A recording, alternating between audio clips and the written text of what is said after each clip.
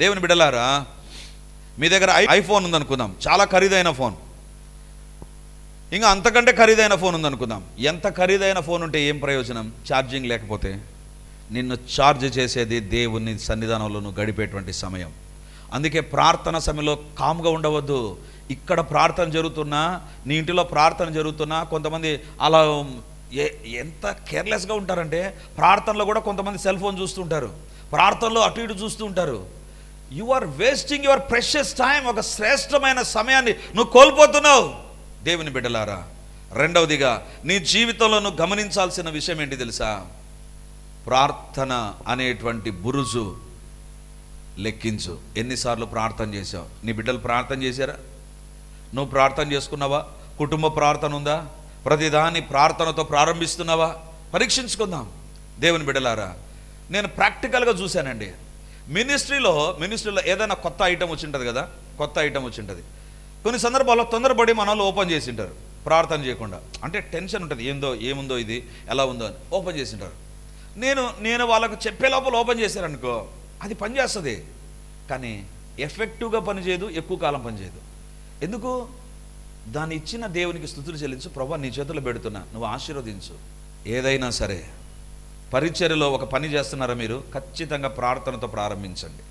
అది భోజనాన్ని వడ్డిస్తున్నారా? ప్రార్థనతో ప్రారంభించండి. లేదా ఒక పని మీరు చేస్తున్నారు, చర్చిని శుభ్రం చేస్తున్నారు, ప్రార్థనతో ప్రారంభించండి. రక్షణ వ్యవస్థ డిస్టర్బ్ కాకూడదు.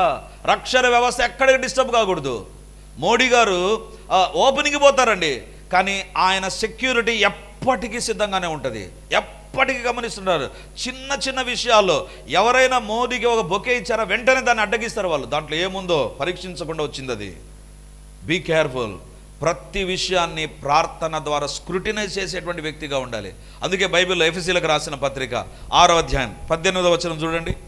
ఆత్మ వలన ప్రతి సమయమునందును ప్రతి విధమైన ప్రార్థనను విజ్ఞాపనను చేయుచు ఆ విషయమై సమస్త పరిశుద్ధుల నిమిత్తమును పూర్ణమైన పట్టుదలతో విజ్ఞాపన చేయుచు మెలకువగా ఉండుడి. ఇక్కడ బైబిల్లో వ్రాయబడింది ఎన్నిసార్లు ప్రార్థన చేయాలంట చూడండి. ప్రతి సమయమునందును. ఎప్పుడంట? ప్రతి సమయం. నువ్వు ఎప్పుడు ప్రార్థన చేయాలనుకున్నా గుర్తుంచుకో, అది ప్రార్థన సమయం. నువ్వు చర్చికి వస్తున్నావు, ప్రార్థన చేయొచ్చా? ప్రార్థన చేయొచ్చు. స్నానం చేసేటప్పుడు ప్రార్థన చేయొచ్చా? చెయ్యొచ్చు. ఒకసారి అడిగారు నన్ను, ఏ టైంలో, లాస్ట్ యూత్ మీటింగ్లో కూడా క్వశ్చన్ ఆన్సర్ సెషన్స్లో నన్ను అడిగారు, ఉదయం 3 గంటలకు ప్రార్థన చేయాలంటారే, ఉదయం 3 గంటలకు ప్రార్థన చేస్తే మంచిదా? దేవుని బిడ్డలారా, ప్రార్థన అంటే ఏంటి? దేవునితో మాట్లాడడం. ఇప్పుడు ఉదయం 3 గంటలకు లేపి నన్ను అడిగితేనే నేను నా కుమార్తెకి జవాబిస్తానా? లేకపోతే ఎప్పుడు అడిగినా ఇస్తానా? నాకంటూ ఒక ప్రత్యేకమైన టైమింగ్ అనేటువంటిది ఉంటుందా? ఉండదా? ఒక తండ్రికైతే, ఒక ఆఫీసర్కి అయితే టైం ఉంటుందండి. ఒక ఆఫీసర్కి అయితే టైం ఉంటుంది. If you believe that I am the father of my child, is there a time limit? అందుకే ప్రభు నేర్పిన ప్రార్థనలు ఏమంటాడు? పరలోకమందున్న మా ప్రభు అనలేదండి, పరలోకమందున్న మా తండ్రికి ఎప్పుడైనా నువ్వు ప్రార్థన చేయవచ్చు. ప్రతి సమయంలో ప్రార్థన చేయి. ఇప్పుడు నేను స్నానం చేస్తున్నానండి, సడన్గా నా కుమారుడు నా దగ్గరికి వచ్చి, డాడీ నాకు 100 రూపాయలు కావాలి డాడీ అంటే, బుద్ధి ఉందా లేదా? ఉదయం 3 గంటలకు అడగాలి నువ్వు అంటనా? అనన్. ఇప్పుడేందిరా అడుగుతున్నావు? ఉదయం 3 గంటలకు అడగాలి, that is the right time. No. ఒక తండ్రి కుమారునికి మధ్య ఎప్పుడైనా అడగవచ్చు. తీసుకోపో, అక్కడుంది ప్రార్థన. ప్రతి సమయమునందును ప్రతి విధమైన ప్రార్థన. ఏం ప్రార్థన? ప్రతి విధమైన ప్రార్థన. అది వ్యక్తిగత ప్రార్థన, కుటుంబ ప్రార్థన, సంఘ ప్రార్థన, రాత్రంతా ప్రార్థన, ఉపవాస ప్రార్థన, ప్రతి విధమైన ప్రార్థన చేయొచ్చు. దేవుని బిడ్డలారా, సైనికుల దగ్గర ఒకే ఒక ఆయుధం ఉంటుందా? అనేకమైన ఆయుధాలు ఉంటాయా? ప్రార్థన కూడా అనేక రకమైన ఆయుధాలతో కూడినటువంటిదిగా ఉండాలి. నీ దగ్గర వ్యక్తిగత ప్రార్థన ఉండాలి, కుటుంబ ప్రార్థన ఉండాలి, సంఘ ప్రార్థనలు ఉండాలి, ఉపవాస ప్రార్థనలు ఉండాలి, రాత్రంతా ప్రార్థనలు ఉండాలి. ఇలాంటి ప్రార్థన చేస్తే బైబిల్లో వ్రాయబడింది, మెలకువగా ఉండుడి. అప్పుడు మనం ఏం చేస్తామంటే అపవాది తంత్రములను జయిస్తాం. హల్లెలూయా.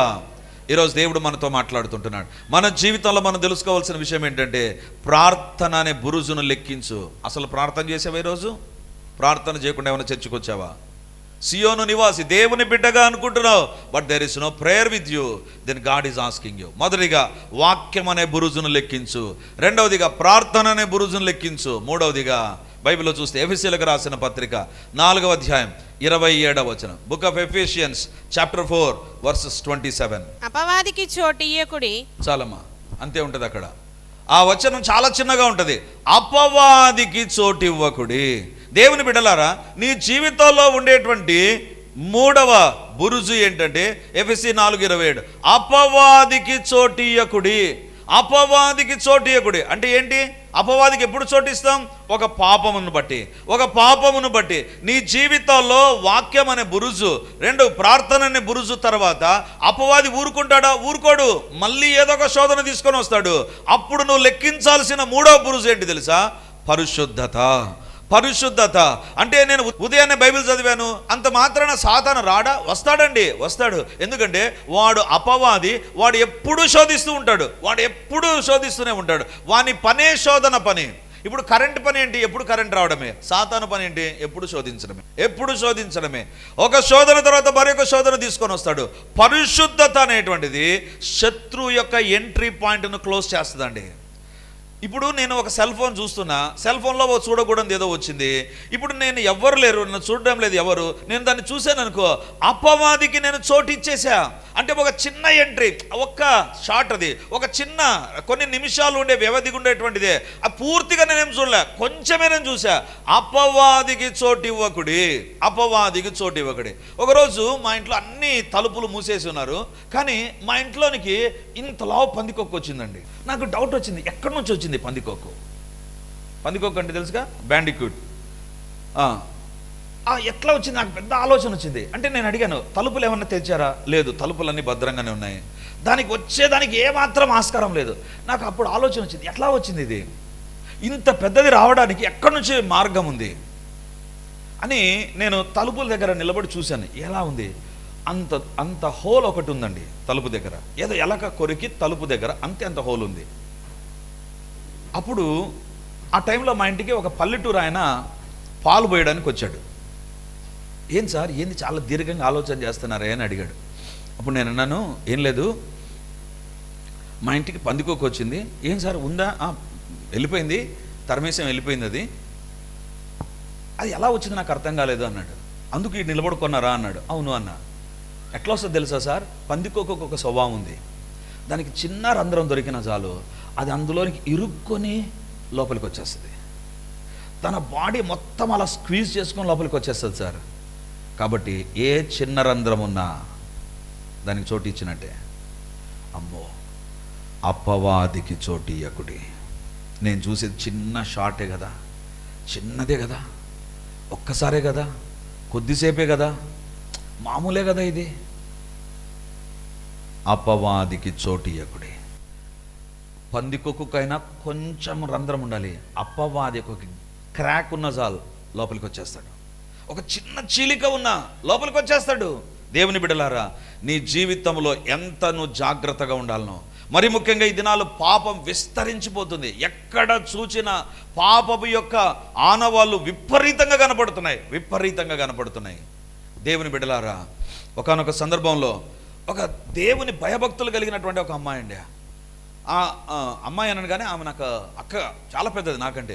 ఆమెను చూసినప్పుడు నాకు చాలా సంతోషం వేసేది. ఎందుకంటే పెళ్లి చేసుకోకుండా దేవుని సేవ చేస్తుంది. కానీ నాకు ఎప్పుడూ ఒక డౌట్ ఉండేది. ఏంటి ఆ డౌట్ అంటే, ఈమె పెళ్లి చేసుకోకుండా ఉంది కదా, వీళ్ళ ఇంట్లో చాలా పేదరికం ఉంది కదా, కానీ ఆమె చూస్తే చాలా కాస్ట్లీగా ఉంటుందండి. She will maintain a car, she will have a costly dress, అందరితో టాప్ వాళ్ళతో పరిచయాలు ఉంటాయి, గొప్ప గొప్ప దైవసేవ. నాకు ఎప్పుడూ డౌట్ ఉంది, అరే ఎట్లా వస్తుంది ఈమెకి ఇన్కమ్? దేవుని బిడ్డలారా, నేను మైక్లో ఆ విషయం చెప్పలేను, కానీ ఆమె సెల్ ఫోన్తో ఒక రకమైన పాపం చేస్తూ డబ్బు సంపాదిస్తుంది. కానీ she will be on the stage, she will be in the choirs, పెద్ద పెద్ద గాయక బృందాల్లో ఉంటుంది, పెద్ద పెద్ద సేవకుల పరిచర్లో ఉంటుంది.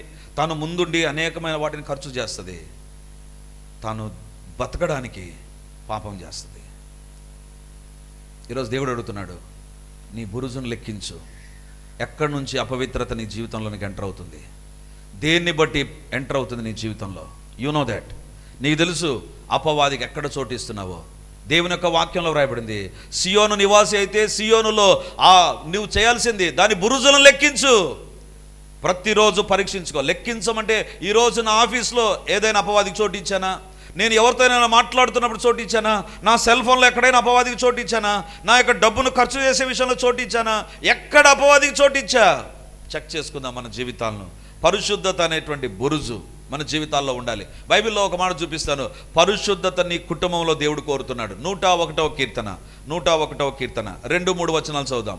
నిర్దోష మార్గమున వివేకముతో ప్రవర్తించదను, నీవు ఎప్పుడు నా యుద్ధకు వచ్చేదవు, నా ఇంట యథార్థ హృదయముతో నడుచుకొందును, నా కనులెదుట నేను ఏ దుష్కార్యమును ఉంచుకొనను, భక్తి మార్గము తొలగిన వారి క్రియలు నాకు అసహ్యములు, అవి నాకు అంటనీయను.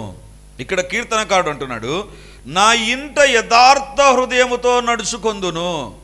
బయట ఒకవేళ అందరికీ పరిశుద్ధంగా భయభక్తులతో నేను కనపడవచ్చు. When I'm in my house, నా ఇంటిలో ఉన్నప్పుడు యథార్థంగా అంటే ఇల్లు అంటే అది నీ స్థలం, నీకు ఫ్రీడమ్ ఉంటుంది, నా ఇష్టం వచ్చినట్టుగా నా ఇంట్లో ఉంటా, నువ్వెవరు చెప్పడానికి అనేటువంటి డైలాగ్ ఇంటి విషయాల్లో మనం పేలుస్తూ ఉంటాం. దేవుని బిడ్డలారా, దావీదు అంటున్నాడు, నా ఇంట నేను యథార్థముతో నడుచుకొందును. 3వ వచనం, నా కన్నుల ఎదుట నేను ఏ దుష్కార్యమును ఉంచుకొనను. నా కనులు ఎదురుగా దుష్కార్యం వస్తుంది. ఎస్, ఈ దినాన నీ కనులు ఎదురుగా రాకూడని దుష్కార్యములు అన్నీ కూడా వస్తున్నాయి. Through the cell phone, through the social media, through the Instagram, through the Facebook, through the different social media platforms నుంచి నీ కన్నుల ఎదుటికి పాపం వచ్చేస్తుంది. జాగ్రత్త, నీ బురుజును లెక్కించుకో. పరిశుద్ధతలో ఎక్కడైనా తప్పిపోతున్నావేమో, పరిశుద్ధతలో ఎక్కడైనా మనము దేవునికి దూరం అయిపోతున్నామేమో. ఇక్కడ బైబిల్లో వ్రాయబడింది, నీ కుటుంబంలో యథార్థంగా ప్రవర్తించు. కుటుంబంలో 2 భయంకరమైనటువంటి నేను గమనిస్తున్నాను ఈ దినాల్లో. ఒకటి, నీ కనులెదుట దుష్కార్యం. రెండవదిగా, నీ కుటుంబంలో నువ్వు మాట్లాడేటువంటి మాటలు. జాగ్రత్తగా వినండి, కుటుంబంలో నువ్వు మాట్లాడేటువంటి మాటలు. మరొకసారి చెప్తున్నా, నీ జీవితంలో నీవు ఇంటిలో ఏ రకంగా ఉండాలని ఆలోచించుకో. ఒకటి, నీ కనులెదుట దుష్కార్యం. రెండవదిగా, నువ్వు నీ కుటుంబ సభ్యునితో మాట్లాడుతున్నప్పుడు నీ మాటలు గాయపరిచే మాటలా?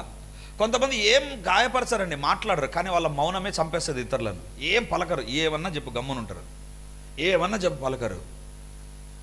నీ మాటలు, నీ మౌనం కుటుంబంలో నష్టాన్ని కలిగించకూడదు.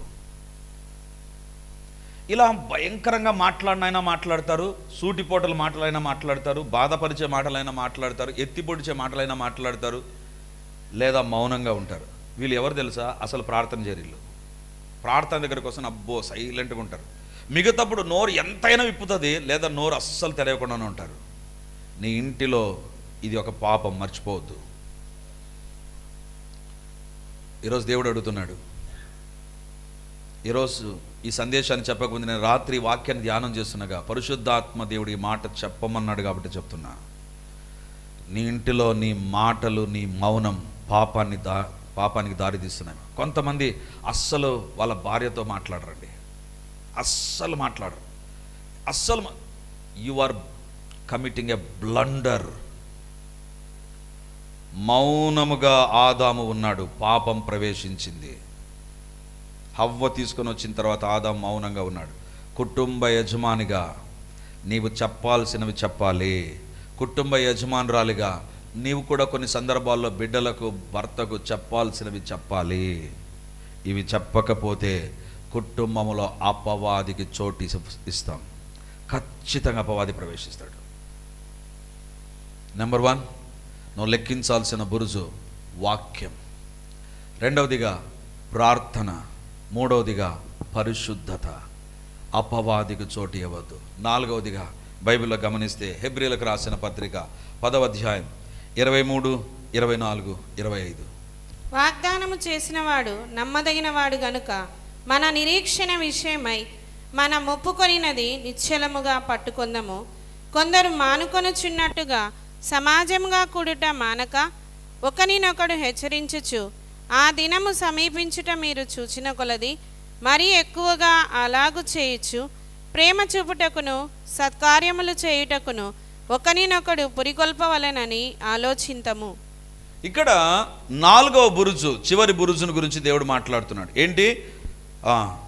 24వ వచనం, కొందరు మానుకొనుచున్నట్టుగా సమాజముగా కూడుట మానక. కొందరు ఏం చేస్తారంట, సమాజముగా కూడుట మానుకుంటారంట. దేవుని బిడ్డలారా, అంటే ఏంటి? చర్చికి రావడాన్ని మానుకుంటారు. 4వ బురుజు ఏంటి తెలుసా? సహవాసము, సంఘము, చర్చ్. మొదటిగా వాక్యం అనే బురుజు, రెండవదిగా ప్రార్థన అనే బురుజును లెక్కించాలి, మూడవదిగా పరిశుద్ధత అనేటువంటి బురుజు, నాలుగవదిగా ఖచ్చితంగా నువ్వు లెక్కించాల్సిన బురుజు ఏంటి తెలుసా? లెక్కించాల్సిన బురుజు ఏంటంటే నీవు సహవాసంలో ఏ రకంగా ఉన్నావు. బైబిల్లో వ్రాయబడింది, కొందరు మానుకొనుచున్నట్టుగా. Last week I was in ఒక చర్చి యానివర్సరీ ఫంక్షన్ నేను వెళ్ళాను. అక్కడ ఇదే మాట నేను చెప్పాను. కోవిడ్ వచ్చినప్పుడు కోవిడ్ మనుషుల్నే కాదు చంపింది, మనుషుల్ని మాత్రమే కాదు, దేవుని దగ్గరికి రావడాన్ని కూడా చంపేసింది. అందుకే ఆ రోజు నుంచి లైవ్లు అధికమైపోయాయి. ఎంతగా లైవ్లు అధికమయ్యాయంటే ఈరోజు కూడా జనాలు లైవ్కి ఇష్టపడతారు. ఈరోజు చర్చికి పోలేదా, బాగాలేదు కదా, సరే లైవ్ చూద్దాంలే. బైబిల్లో రాయబడింది, సమాజముగా కూడుట మానవద్దు. అది దేవుని యొక్క ఆజ్ఞ. దేవుని బిడ్డగా ఎట్టి పరిస్థితుల్లో ఆదివారం నీ జీవితంలో దేవునికి ఇవ్వవలసిన సమయం ఇవ్వాలి. ఖచ్చితంగా నీ జీవితంలో దేవునికి ఇవ్వవలసిన సమయం నువ్వు ఇవ్వాలి. హెబ్రీ 10:24, కొందరు మారుకొనుచున్నట్టుగా సమాజముగా కూడుట మానక ఒకరినొకడు హెచ్చరించుచు ఆ దినము సమీపించట మీరు చూచిన కొలది మరి ఎక్కువగా అలాగు చేయొచ్చు. ఆ దినము సమీపించడంటే ఏ దినము? ఆదివారం సమీపించడం మరి ఎక్కువగా చేయొచ్చు. దేవుని బిడ్డలారా, ఈరోజు ఒక మాట అడుగుతాను. ఒక స్టూడెంట్ కాలేజీలో గడిపే సమయం ఎంత, చర్చిలో గడిపే సమయం ఎంత?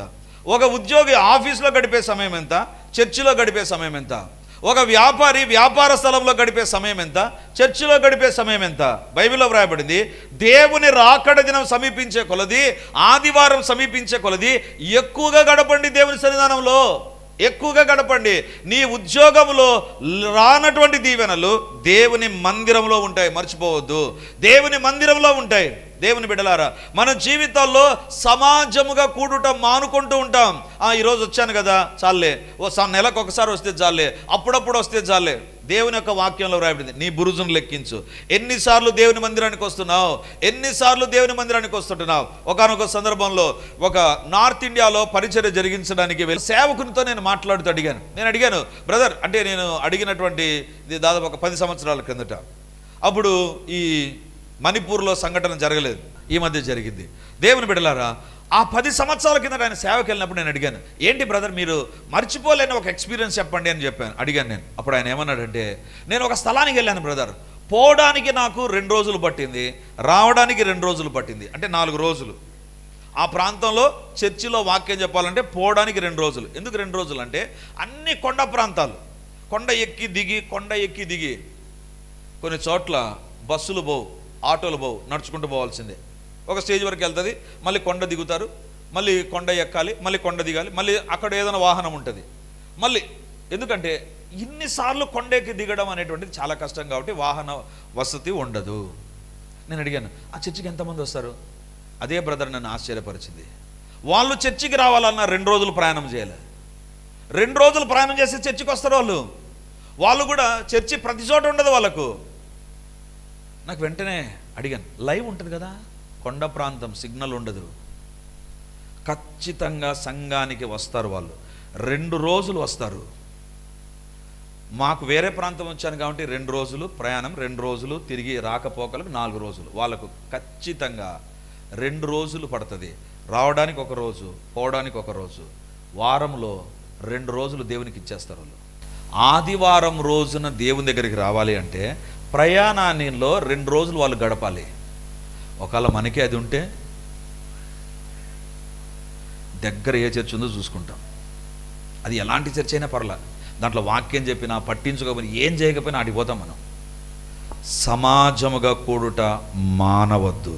ఎందుకు మానవద్దు అంటున్నాడంటే ఇప్పుడు చూడండి 24వ వచనం, కొందరు మానుకొనుచున్నట్టుగా సమాజముగా కూడుట మానక ఒకరినొకడు హెచ్చరించుచు. దేవుని బిడ్డలారా, చర్చికి ఎందుకు రావాలి? చర్చికి వచ్చిన వాళ్ళు ఏం చేయాలి? జాగ్రత్తగా వినండి. చర్చికి వచ్చిన వాళ్ళు ఏం చేయాలి? చర్చిలో ఏం చేయాలి? లాస్ట్ సండే రెజినా కొంచెం హెల్త్ బాగాలేక, అంటే చిన్నగా ఏదో తనకి ఇన్కన్వీనియంట్గా ఉండి రాలేదు. నిన్న ఉదయాన్నే ఒక సహోదరుడు మా ఇంటికి వచ్చాడు. నేను సిద్ధపడుతున్నా.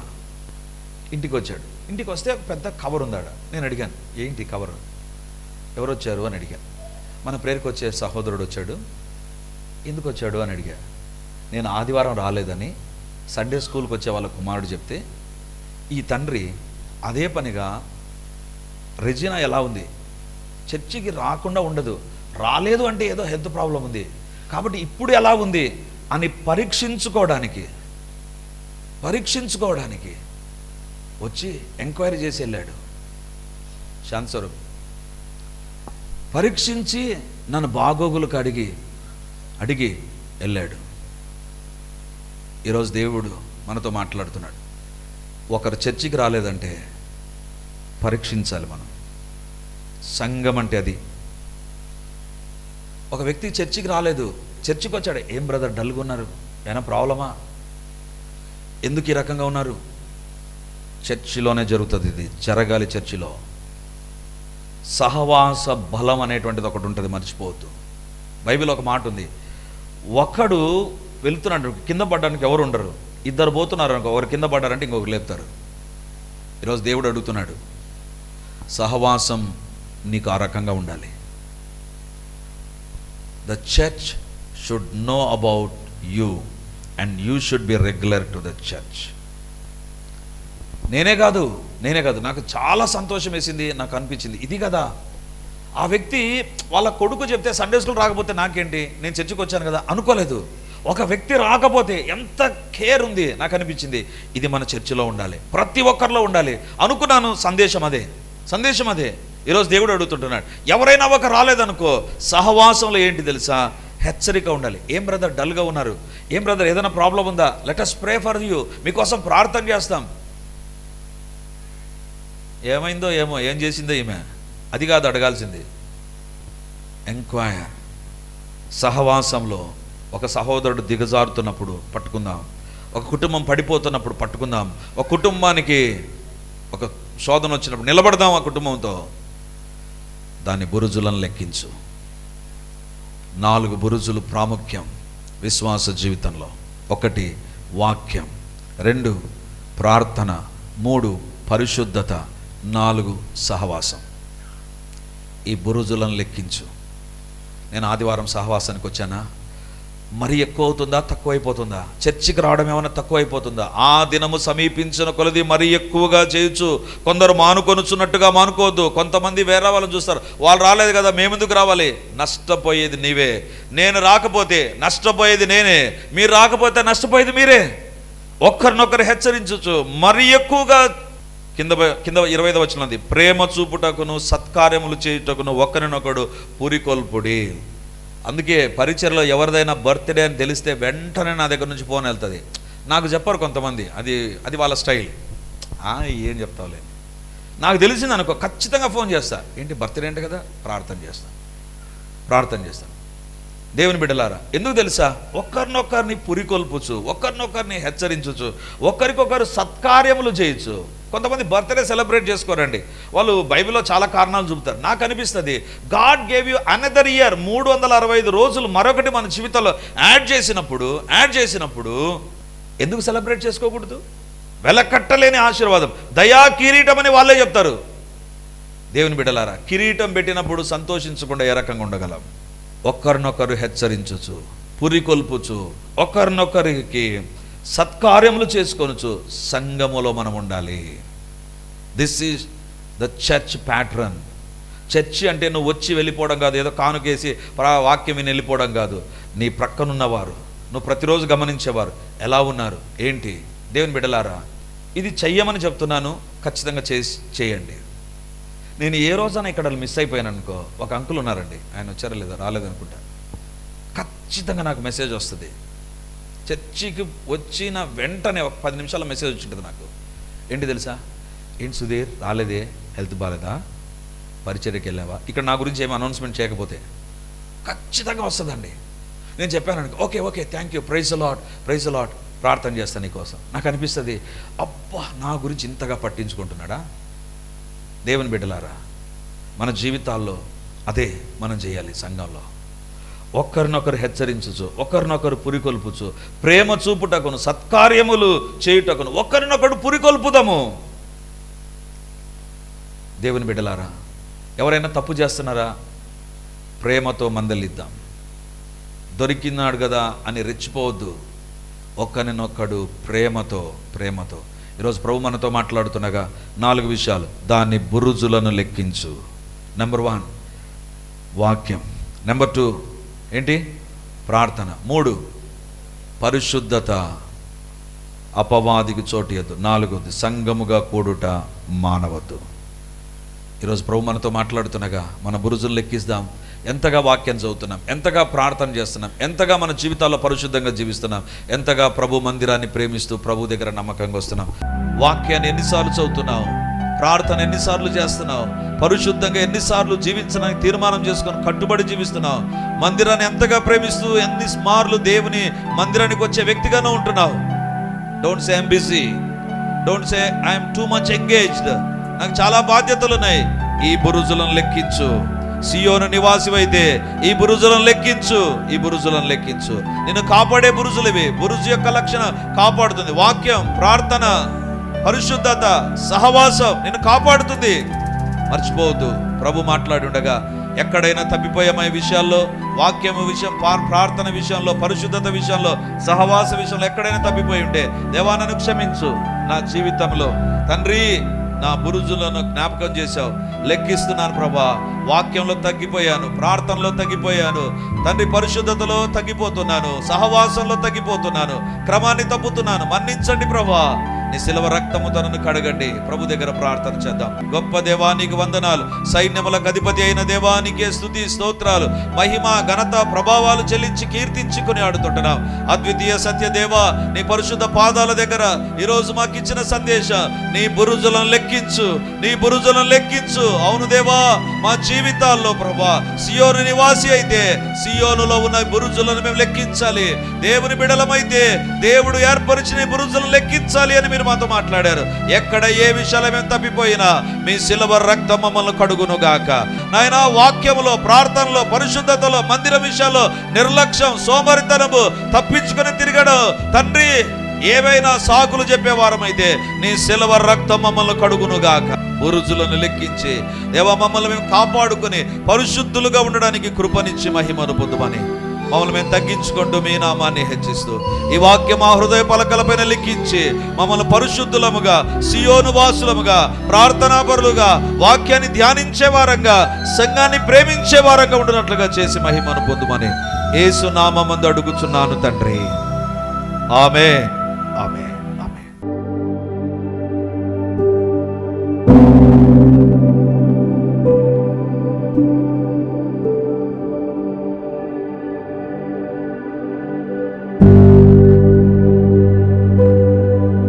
Praise the lord. యేసుక్రీస్తు పరిశుద్ధ నామందు మీ ఒక్కొక్కరికి మా వందనాలు తెలియజేస్తుంటున్నాను. రిడీమర్ చర్చిలో మొదటి ఆరాధన 8 గంటలకు ప్రారంభమవుతుంది. రెండవ ఆరాధన 10 గంటలకు ప్రారంభమవుతుంది. మూడవ ఆరాధన సాయంత్రం 7 గంటలకు ఉంటుంది. దేవుని బిడ్డలారా, ఎవరైనా ఉదయం ఆయా పనులు కలిగి రెండవ ఆరాధనలకు రాలేకపోతున్నారని భావించి ఈ యొక్క మొదటి ఆరాధన ప్రారంభిస్తున్నాం. సో ఈ యొక్క అవకాశాన్ని సద్వినియోగం చేసుకొని దేవుని యొక్క సన్నిధికి వచ్చి దైవ దీవెనలు మీరు పొందాలని కోరుతున్నాం. మొదటి 2 ఆరాధనలు మాత్రమే ప్రభు బల్ల ఉంటుంది. కాబట్టి సిద్ధపడి దేవుని సన్నిధికి రమ్మని మిమ్మల్ని కోరుతూ ఉన్నాను.